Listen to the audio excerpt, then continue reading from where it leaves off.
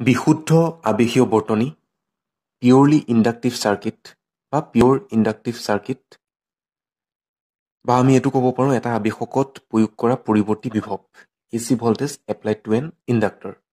যেতিয়া বৰ্তনী এটাত কেৱল এটা আবেশক সংযোগ হৈ থাকে তেনে বৰ্তনীক কোৱা হয় বিশুদ্ধ আবেশীয় বৰ্তনী বা বিশুদ্ধ আবেশকযুক্ত বৰ্তনী। এই ডায়েগ্ৰামটোত দেখুওৱা হৈছে আবেশকটো এটা AC উৎসৰ সৈতে সংযোগ হৈ আছে। এতিয়া ইয়াত আমি প্ৰথমে প্ৰবাহৰ প্ৰকাশ ৰাশি নিৰ্ণয় কৰিম, দ্বিতীয়তে ৱেভ ডায়েগ্ৰাম তৰংগ চিত্ৰ ড্ৰ কৰা হ'ব, 3 নম্বৰতে ফেজৰ ডায়েগ্ৰাম ফেজৰ চিত্ৰ আৰু 4 নম্বৰতে গড় ক্ষমতা নিৰ্ণয় কৰা হ'ব। তাৰ কাৰণে আমি P = IV বা P = I²R এই দুটা ফৰ্মুলা ব্যৱহাৰ কৰিম। ইয়াত যিহেতু ৰোধক নাই গতিকে P = IV এই ফৰ্মুলাটো ব্যৱহাৰ হ'ব। এতিয়া আমাৰ প্ৰথম কামটো হৈছে প্ৰবাহৰ প্ৰকাশ ৰাশি নিৰ্ণয় কৰা। ইয়াত প্ৰয়োগ কৰা বিভৱ হৈছে V = V0 sin ω t। কাৰ্চফৰ দ্বিতীয় সূত্ৰৰ পৰা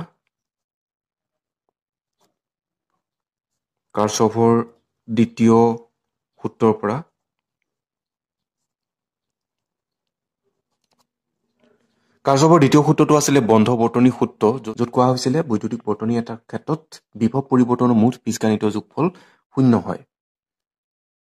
এইটো এটা বন্ধ বৰ্তনী। ইয়াত প্ৰয়োগ কৰা বিভৱ বা যিটো যোগান ধৰা বিভৱ বুলি আমি কওঁ সেইটো হৈছে V = V0 sin ω t। দ্বিতীয়তে এটা আবেশক ইয়াত সংযোগ হৈ আছে, গতিকে আবেশকতো আবিষ্ট বিদ্যুৎ চালক বল উদ্ভৱ হ'ব। গতিকে আবেশকত উদ্ভৱ হোৱা আবিষ্ট বিদ্যুৎ চালক বলৰ প্ৰকাশ ৰাশিটো আমাক লাগিব।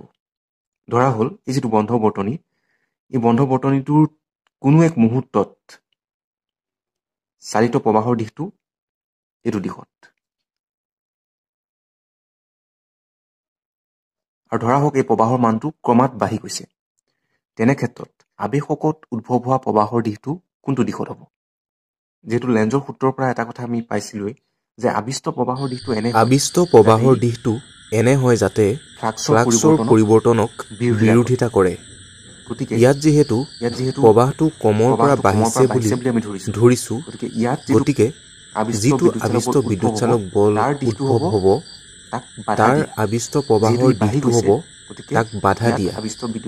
যিহেতু ই বাঢ়ি গৈছে, আবিষ্ট প্ৰবাহৰ দিশটো তাৰ বিপৰীত দিশত হ'ব, তেতিয়াহে বাধাৰ সৃষ্টি হ'ব। এতিয়া এই আবিষ্ট প্ৰবাহৰ দিশটোৰ পৰাই আমি আবিষ্ট বিদ্যুৎ চালক বলটো নিৰ্ণয় কৰিব পাৰিম।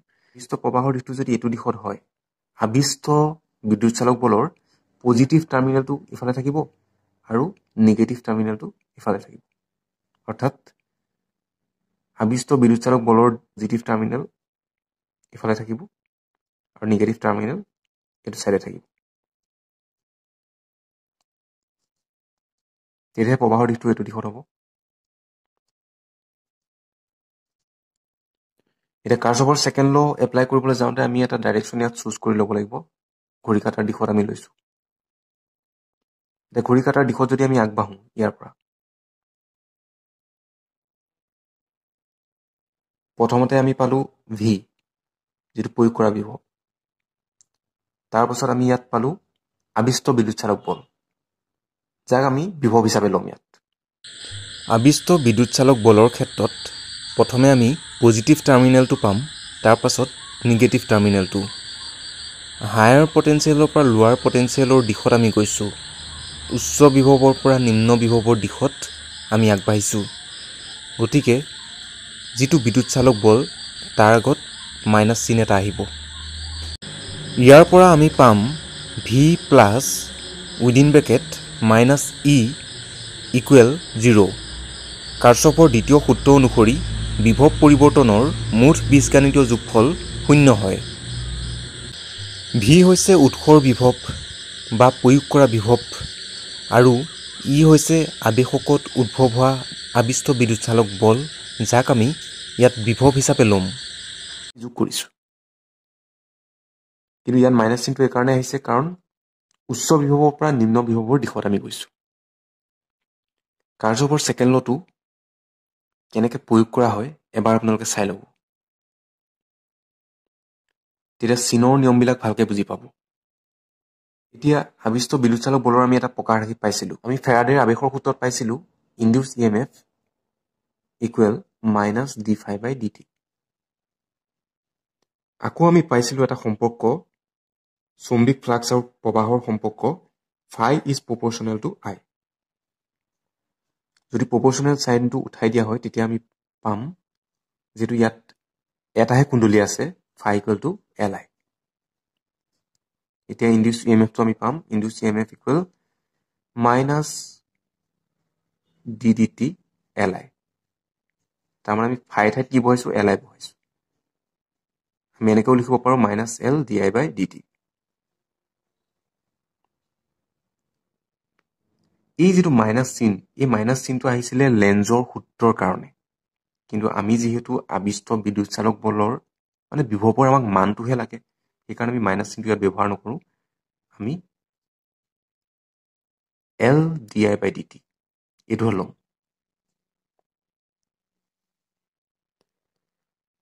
চ' V প্লাছে মাইনাছে হ'ব ইয়াত মাইনাছ মাইনাছ ই ইকুৱেল 0। চ' V মাইনাছ ই ঠাইত বহুৱাম L di/dt। ইয়াত স্মল আই ব্যৱহাৰ কৰিব, এচিৰ ক্ষেত্ৰত স্মল লেটাৰ ব্যৱহাৰ কৰিম।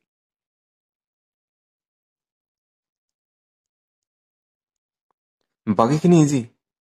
V equal two L di/dt। চ' আমি এইটো এনেকৈও লিখিব পাৰোঁ di/dt V/L। di equal V/L into dt। এতিয়া দুইফালে ইণ্টিগ্ৰেশ্যন কৰক, অনুকলন কৰিলে আমি পাম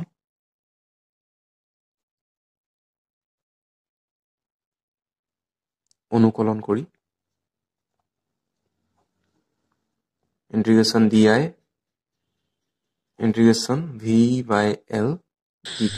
যিহেতু আমি ইয়াত প্ৰবাহৰ প্ৰকাশ ৰাশি নিৰ্ণয় কৰিব লাগে, সেইবাবে diটো আমি সমান চিনৰ বাওঁফালে ৰাখিছোঁ। কিন্তু diত ৰাখিলেতো নহ'ব, আমি I উলিয়াব লাগিব। diক ইণ্টিগ্ৰেশ্যন কৰিলেহে আমি I পাম, সেইবাবে দুইফালে ইণ্টিগ্ৰেশ্যন কৰা হৈছে। এতিয়া V ঠাইত আমি Vm sin omega t Vm sin omega t বহাব লাগিব। চ' V ঠাইত আমি বহুৱাম Vm sin omega t by L dt। Vm by L টো আমি বাহিৰলৈ উলিয়াই আনিম। Vm by L integration sin omega t dt। Vm by L চাইনক কৰিলে আমি পাম minus cos omega t by omega।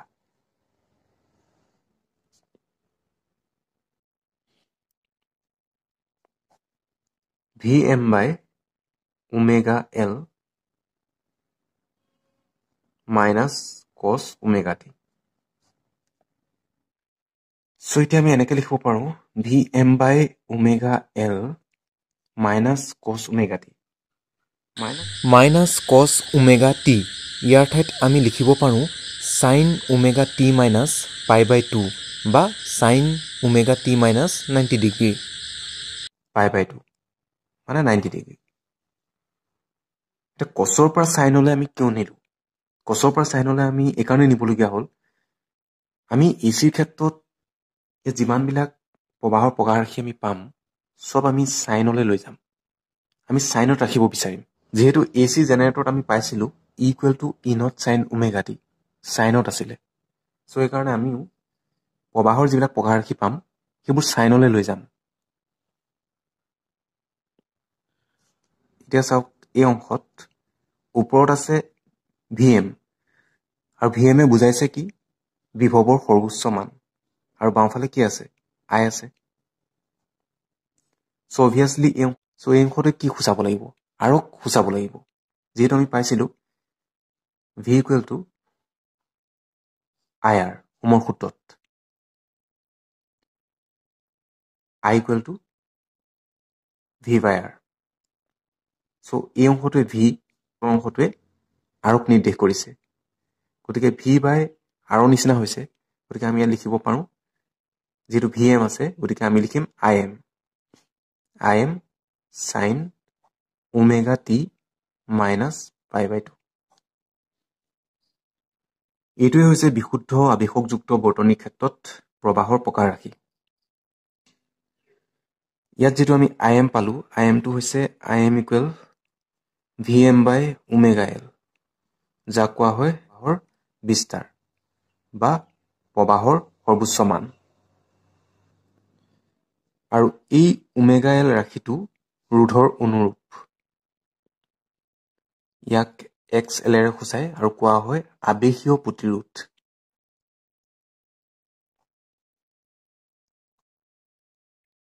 যিদৰে ৰোধকে প্ৰবাহত বাধা দিয়ে আবেশীয় প্ৰতিৰোধেও প্ৰবাহত বাধা দিয়ে হয় ইন্ডাকটিভ ৰিয়েক্টেন্স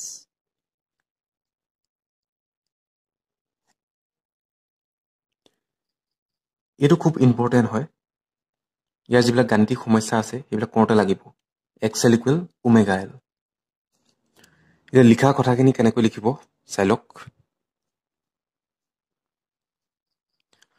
ধৰা হওক আবেশক এটাৰ দুই মূৰত পৰিৱৰ্তী বিভৱৰ উৎস এটা সংযোগ কৰা হৈছে উৎসটোৰ তাৎক্ষণিক বিভৱ v equal to vm sin omega t য'ত vm বিদ্যুৎ চালক বলৰ বিস্তাৰ বা বিভৱৰ সৰ্বোচ্চ মান ওমেগা হৈছে কৌণিক বেগ কাৰ্চফৰ সূত্ৰৰ পৰা কাৰ্চফৰ দ্বিতীয় সূত্ৰ আমি প্ৰয়োগ কৰিছো আমি পালো v minus l divided by dt equal 0 di ক আমি ইন্টিগ্ৰেশন কৰি i নিৰ্ণয় কৰিছো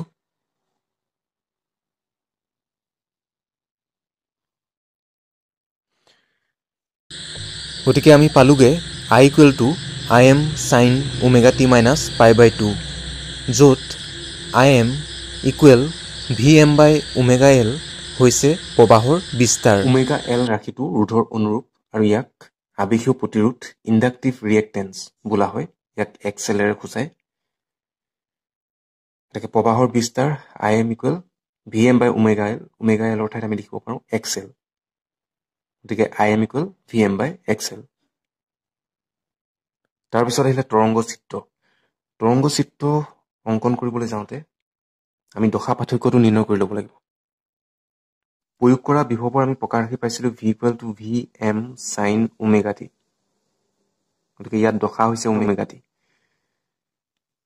আৰু পৰিৱৰ্তী প্ৰবাহটো আমি ইয়াত পালো i equal to im sin omega t minus pi by 2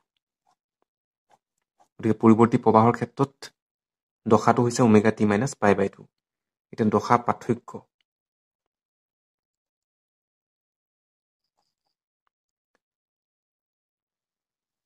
প্ৰয়োগ কৰা বিভৱৰ দশা omega t minus প্ৰবাহৰ দশা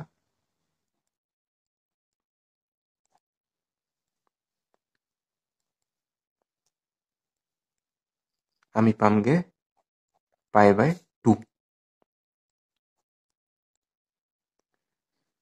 গতিকে ইয়াত বিভৱ আৰু প্ৰবাহৰ দশা পাৰ্থক্য হৈছে 90 ডিগ্ৰী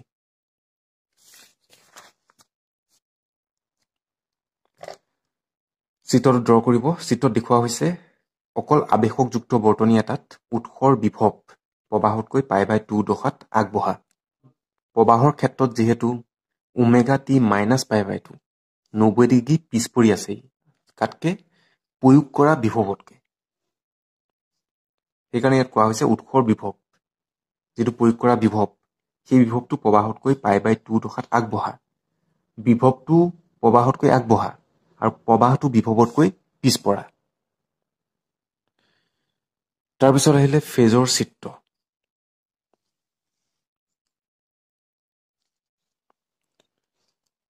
প্ৰথমে আমি vm ড্ৰ কৰিম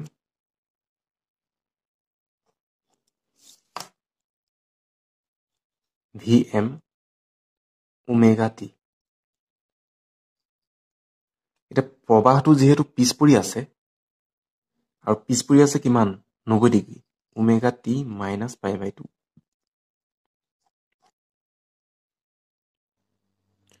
প্ৰবাহটো আমি দেখুৱাম এফালে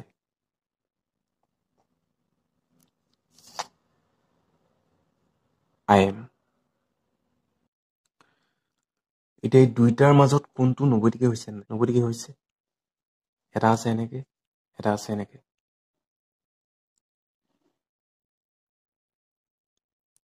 বাকিখিনি প্ৰজেকশ্যন দেখুৱাই দিব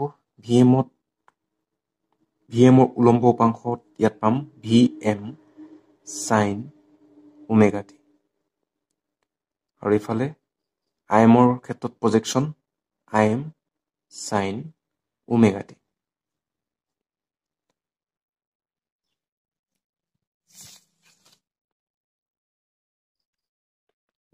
তাৰপিছত আহিলে গড় ক্ষমতা নিৰ্ণয় প্ৰথমে আমি তাৎক্ষণিক ক্ষমতাটো পাম ইয়াত এলটোৱে আবেশক সূচাইছে P L equal I V এতিয়া যিটো আমি পৰিৱৰ্তী প্ৰবাহৰ প্ৰকাৰ ৰাশি পালোঁ সেইটো হৈছিলে M sine omega t minus pi by 2 আৰু যিটো যোগান ধৰা বিভৱ আছিলে আৰু যিটো প্ৰয়োগ কৰা বিভৱ আছিলে সেইটো আছিলে V M sine omega t তাৎক্ষণিক ক্ষমতাটো আমি পাম P L equal I V I আমি ইয়াত পাইছিলোঁ I M sine omega t minus pi by 2 V পাইছিলোঁ V M sine omega t so' I M V M ওচৰ চপাই আনক sign omega t minus pi by 2 তাৰ ঠাইত আমি লিখিব পাৰোঁ minus cos omega t into sine omega t minus I M V M এতিয়া ত্ৰিকোণমিতিত আমি এটা ফৰ্মুলা পাইছিলোঁ কছ theta sine theta equal half of sign twice থিটা এই ফৰ্মুলাটো যদি আমি ব্যৱহাৰ কৰোঁ হাফ অফ সাইন ইয়াত থিটা আছিলে ইয়াত ওমেগা টি আছে চ' টুৱাইচ থিটাৰ ঠাইত আমি লিখিম টুৱাইচ ওমেগা টি ইয়াকে যদি আমি অলপ সজাই লিখোঁ তেতিয়া হ'ব I M V M by 2 sine twice omega t এতিয়া এইটো হৈছে তাৎক্ষণিক ক্ষমতা আমি নিৰ্ণয় কৰিব লাগিব গড় ক্ষমতা যিহেতু মানটো সলনি হৈ আছে গতিকে সেইকাৰণে আমি গড় ক্ষমতাহে নিৰ্ণয় কৰিব লাগিব ইয়াত গড় ক্ষমতা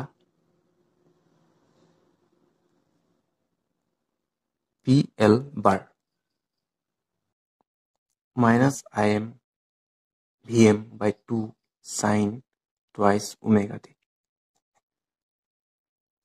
সাইন টুৱাইচ ওমেগা টি এই অংশৰ আমি গড় ল'ব লাগিব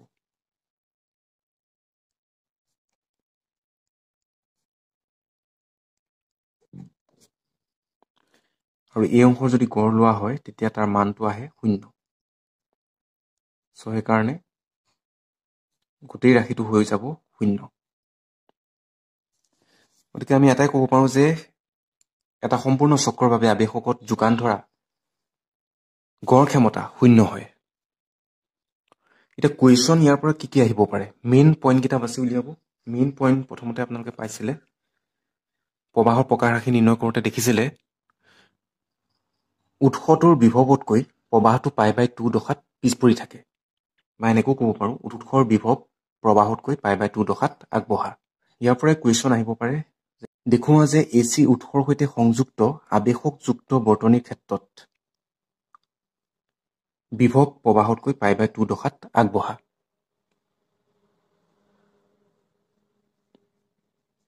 বা প্ৰবাহটো বিভৱতকৈ পাই বাই 2 দশাত পিছপৰা তাৰ পাছত সেকেন্ড মেইন পইণ্টটো হৈছে গড় ক্ষমতা দেখুওৱা যে আবেশকযুক্ত বৰ্তনীৰ ক্ষেত্ৰত আবেশকত যোগান ধৰা গড় ক্ষমতা 0 হয়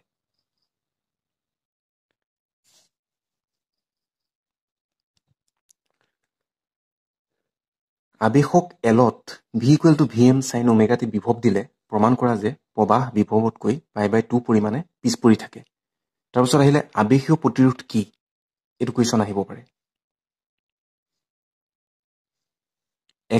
এক্সেলটো খুব ইম্পৰ্টেণ্ট ইয়াত